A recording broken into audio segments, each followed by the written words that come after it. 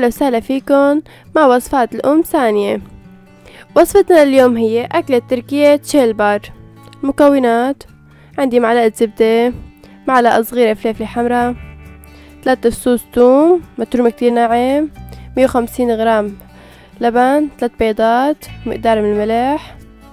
هون عندي أنا مية عم تغلي، راح أحط لها شوية ملح، راح أحركهم.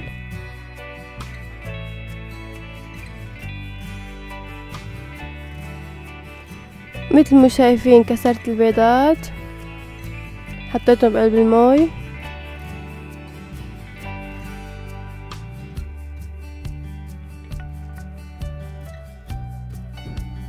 هلا راح استناهم ليستووا، راح اقلبهم.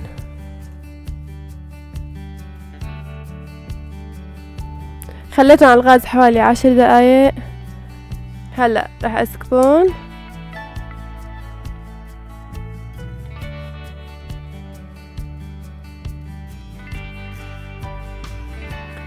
هلا البيضة راح اقسمها لقطعتين، 4 قطع.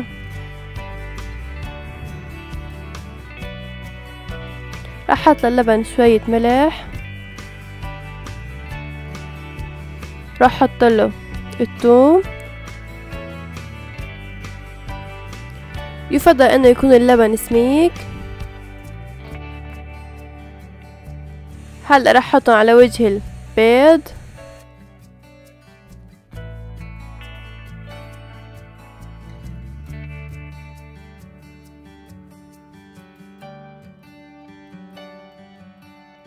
هلا راح اجهز له صوص على الوجه.